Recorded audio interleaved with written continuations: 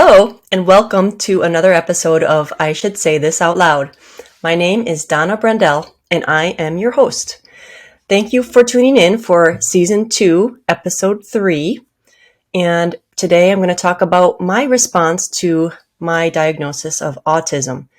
Later in life, I was in my mid-40s. This is just 4 years ago, so you can do the math on that if you want. I've known that I was different since I was a little girl. I've always known that there was something different about me, but I couldn't put my finger on what it was.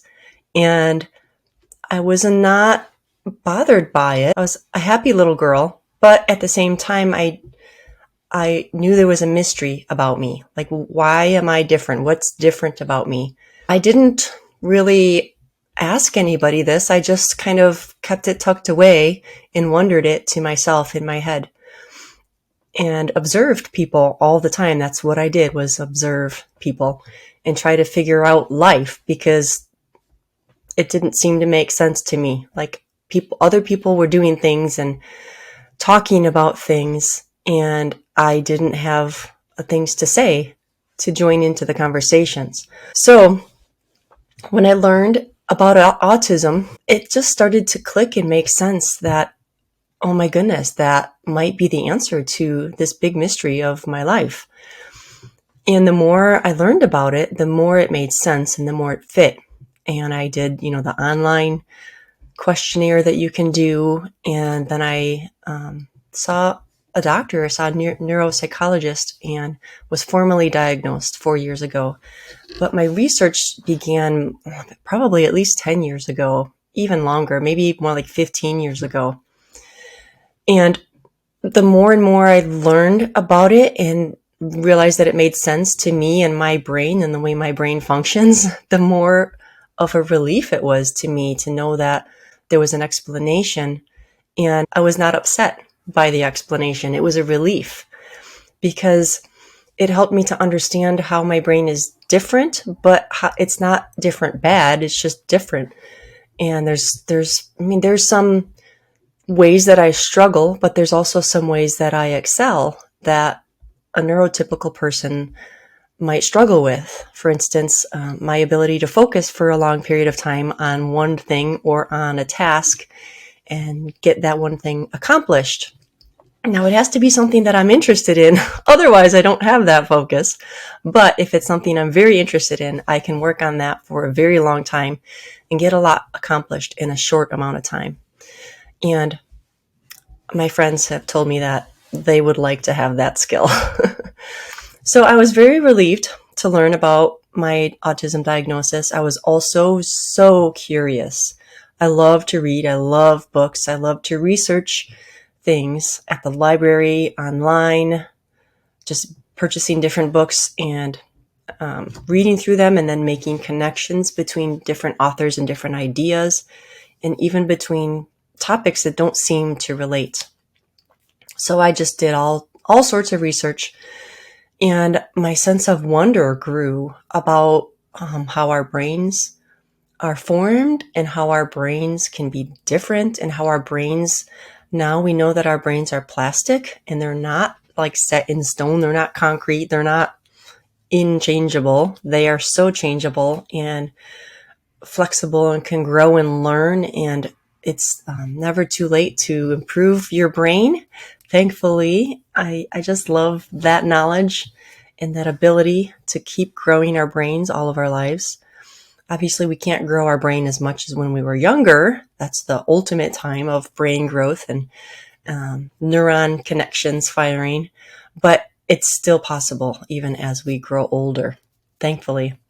My sense of joy increased because with the mystery being solved, now I could look at life with new eyes, with that wonder and with the emotions of joy in enjoying what I'm learning about myself and enjoying the adventure of answering all these questions, and even enjoying people's reactions, because it's such a little known topic and it's so stereotypical and myth ridden. There's so many misnomers and misconceptions that people have about autism.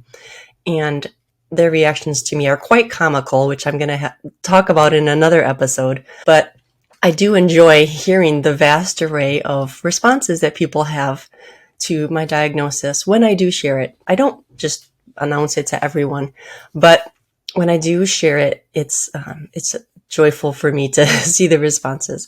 Oftentimes I don't say anything because I'm in my still awkward mode of communication and learning how to respond to these conversations. But I kind of study the reactions and log them away, and I'm learning to process the reactions and then respond when I feel like it. I don't always have to respond. It depends on the person and the situation. My response also is shyness, because I've always been shy and quiet, not knowing why I was different.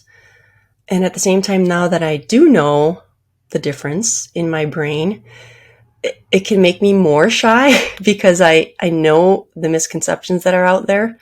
And I know that it could be an awkward response, or people might think that I'm a completely different person than they've known all along. They might just ascribe all sorts of things to me that are not true.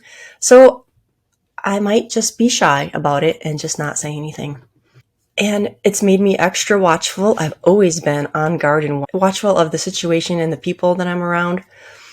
Just growing up in a traumatic household. And now that I know what to watch for, I'm not necessarily watching for danger or trauma anymore. Now I'm watching for how to learn from other people. How do neurotypical people respond in situations, and how can I learn those behaviors and adapt them myself?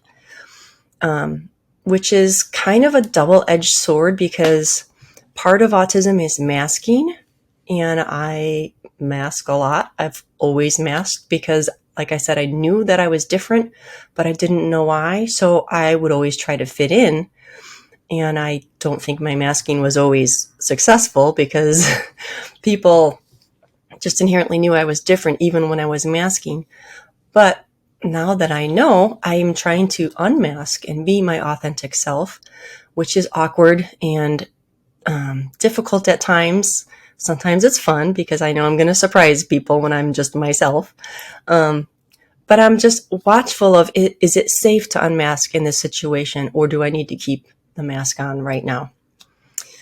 I'm also extra introspective, and I've always been introspective and analytical. It's just the way my brain is wired. I love to pay attention to situations and even culture and topics in the world, and think about I like to think. I like thinking. I like to think inside my brain more than I like to interact with people, which is one of my struggles. It's hard to interact with me about ideas. Even though I have so many ideas, I can't always get them out of my brain and use words to have a conversation about it with someone. So I'm even more introspective than I was before. Knowing more information and more knowledge gives me more things to introspect about and analyze.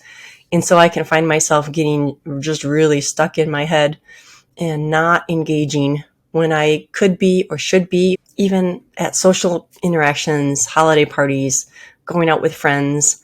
I just like to watch a room and observe and pay attention, find out what's safe, find out what's happening, learn new social tricks that I could use. If I would ever use them, I need to get out of my head and actually use the social things that I'm learning. Working on that. My response to my diagnosis was just more and more and more research. And since my diagnosis more recently, 4 years ago, as opposed to 15 years ago when I first started researching, books was really all I could use, and maybe some internet articles, but there wasn't a lot of articles back then. But now there's, all the podcasts and blogs and YouTube videos that are out there. And I found a bunch of people that I really love to watch and pay attention to. My favorite is Ryan Kelly in Australia, which I'll talk about him a lot probably. He's just so informative and a great communicator. And I love the way he puts his information together. And I'll name some others along the way, but he's top of my list and my favorite. So I had to mention him first. And I'm continuing to do research, still reading books. I'll never stop reading books. I shared one with you in my first episode a few weeks ago. I've been buried under years of dust. I finished that one now, and I will be referring to that more in the weeks to come because there's so much good information in there. One of the favorite books that I found a while ago, this is an older book by Temple Grandin. She is one of the first advocates of bringing about autism awareness. She has written a lot of books, and she is an amazing communicator as well, and an amazing researcher. She has put a lot of research into the autistic brain, and that's my favorite book by her, is The Autistic Brain by Temple Grandin. And you can see how worn it is. I've read it a lot and marked it up a lot. And she cites a lot of research projects and scientists and ideas in her book. So she talks about how the brain has been looked at by the scientific community in terms of autism as bad wiring versus good wiring. Bad wiring in the autistic brain, good wiring in the neurotypical brain. And what she is finding is researchers and scientists who are saying, no, it's not good or bad. It's just different. I love that. But then she talks about creativity and how because our brains are wired differently, we see things differently than the neurotypical brain. Person with a neurotypical brain sees them.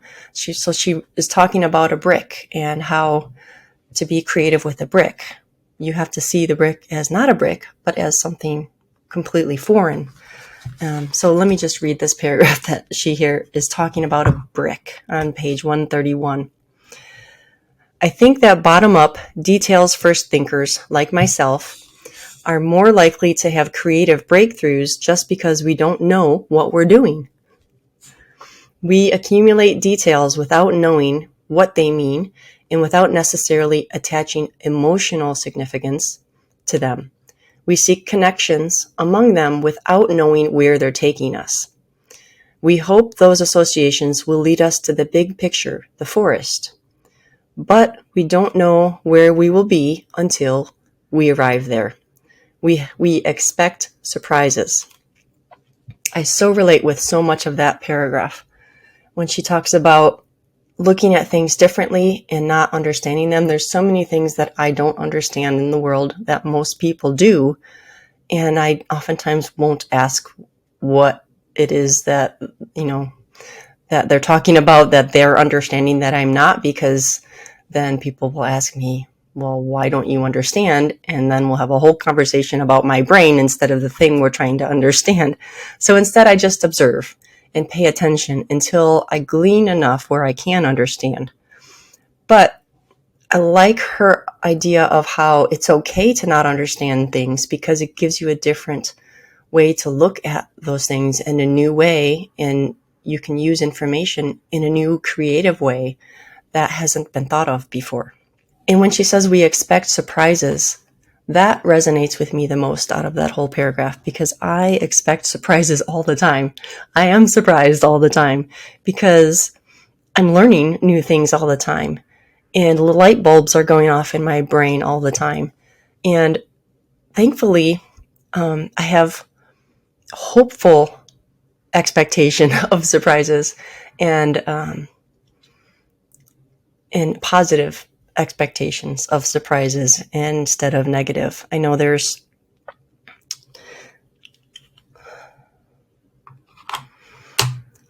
I've gone through a lot of trauma, and I understand that trauma changes how you look at things.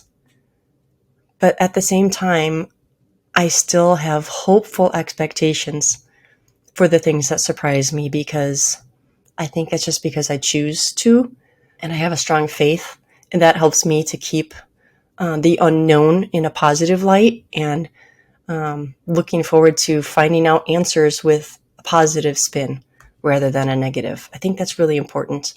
And I don't know if that's something you can teach someone with autism, but we can certainly model it for them.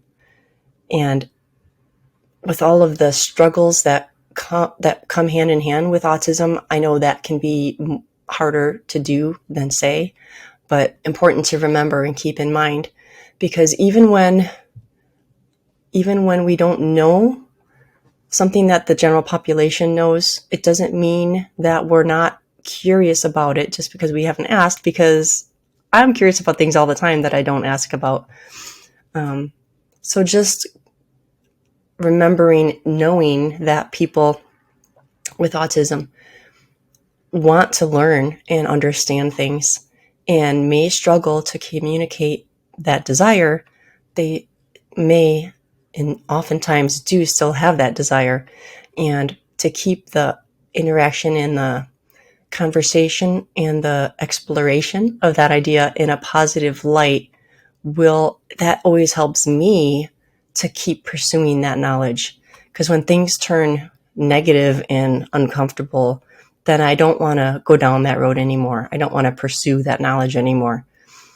It helps me keep going in learning if the people that are helping me learn are positive and encouraging. It's just not always easy, and I understand that. So if you can choose to be positive while you're helping your loved one or your family member or your friend who has autism, you can help them choose to be positive as they're going through the journey of discovery and learning this mysterious life that we don't inherently understand as well as the neurotypical population. The last thought I have about my response to my autism diagnosis is a concept that I call recalibrating my brain, recalibrating my memories, recalibrating pretty much my whole life. It's something that I've always done. When I learn, say something about a family member that I didn't know about, I'll remember and rethink about all of those interactions, all of the interactions I had with that family member over the years with that new piece of information in mind. And helps me have more empathy and compassion and understanding of that person. And so when I'm recalibrating this new knowledge about my diagnosis for my life, it helps me to have a new compassion and empathy for myself. I've spent a lot of time recalibrating my brain and my life and my memories around this diagnosis for the past 10, 15 years. And it's been quite a journey. Very enjoyable journey, and now I'm excited to share my thoughts with you and the things that I've learned, and hopefully be encouraging to those of you who have autism and those of you who are a support person or a family member or loving partner of someone with autism. And I'm just out here saying things out loud that are on my brain and practicing doing that with you so that I can do that with the people in my life and so that you as well can do the same. Thank you so much for listening and tuning in. I look forward to talking with you again. Thank you so much. Bye-bye. 20 minutes! If you've enjoyed this episode, please subscribe to my channel and like this episode and share it with your friends. Thank you so much.